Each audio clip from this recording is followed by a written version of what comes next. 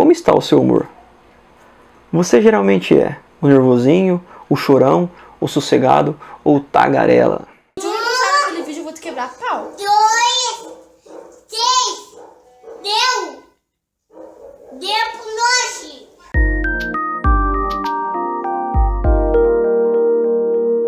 Antes de mais nada, deixa seu like, se inscreva no canal e compartilhe. Sabemos controlar nossa emoção?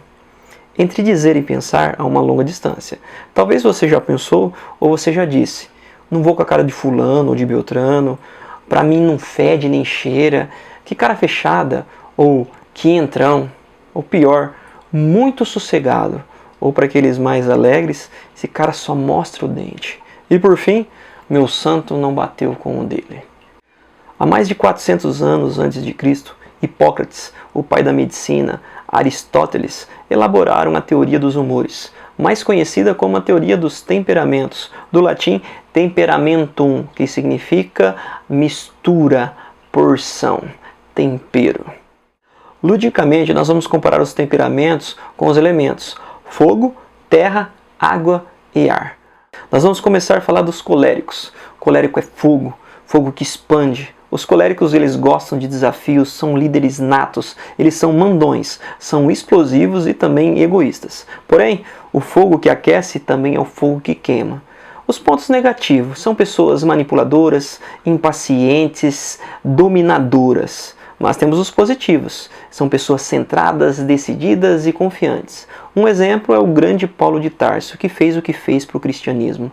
Visitou tantas comunidades e levou o cristianismo num patamar muito elevado. Assim como Beethoven, que dizia: enquanto Deus sussurra nos seus ouvidos, ele grita nos meus.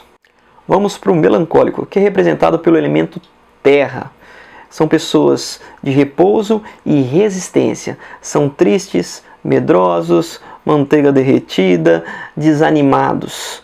Como a terra, terreno abandonado, cresce mato, o melancólico tem vários pontos negativos. São pessimistas, críticos e antissociais. Porém, a mesma terra, se nós trabalharmos ela, ela dá frutos. Então são pessoas objetivas, sensíveis e leais. Um grande exemplo disso é Moisés, que era muito negativo e sempre questionava a Deus.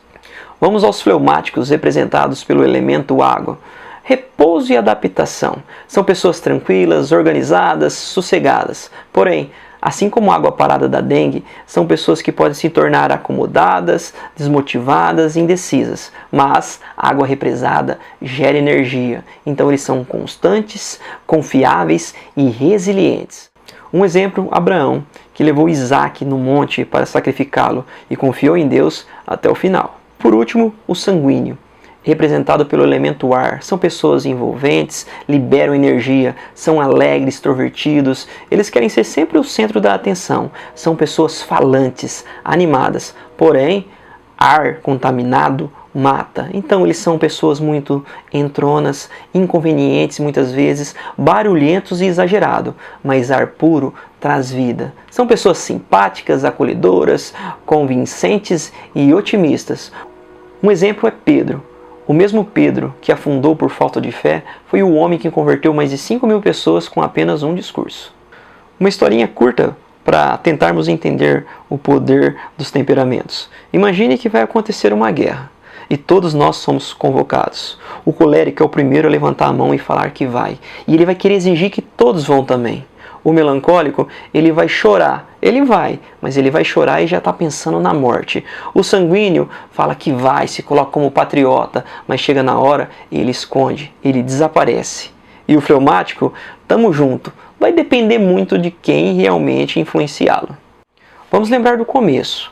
Os temperamentos não podem servir como rótulos, eles têm as suas divisões e os seus aportes. Cada um tem uma porção. Não significa que você vai ser puro um colérico, melancólico, sanguíneo ou fleumático. Você vai ter um temperamento dominante e um secundário, que nós chamamos de aportes.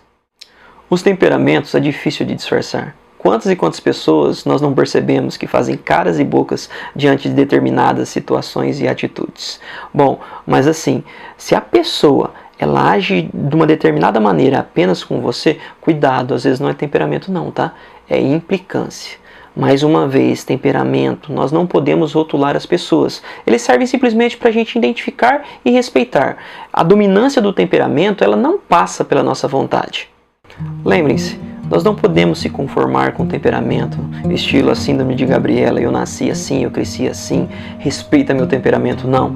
Para isso nós temos as virtudes. As virtudes nos levam a nós simplesmente filtrarmos e colocarmos a excelência dos pontos positivos dos temperamentos. Como já dizia Carl Rogers, é sempre altamente enriquecedor poder aceitar a outra pessoa. Sim, nós temos que aceitar, e essa aceitação vem pelas questões das virtudes. Não existe temperamento mal, ruim, melhor ou pior. Cada um tem suas qualidades e os seus defeitos. A identificação deles é de extrema importância, tanto para famílias, casais e filhos, no trabalho, nas equipes. É necessário entender para compreender. Por isso, é necessário nós compreendermos a virtude da temperança. Vamos ver essa imagem, um quadro de Piero del Poialuolo. Na imagem nós vemos uma mulher com uma jarra e uma vasilha, e a mesma tem controle. É isso que é a temperança. E aí, identificou qual é o seu temperamento? Lembre-se do colérico que gosta de dar toco. Como é que pode? Do melancólico que chora por qualquer coisa que é negativo, do sanguíneo que faz a amizade até na fila do banco e do fleumático que se adapta resiliente a qualquer situação. Há quem diga que até os animais têm temperamentos. Meu filho, guarda consigo a sensatez e o equilíbrio, nunca os perca de vista. Provérbio 3, 21, 22. Obrigado pela atenção e até a próxima. Lembrando que esse vídeo é fundamental para o segmento dos nossos conteúdos.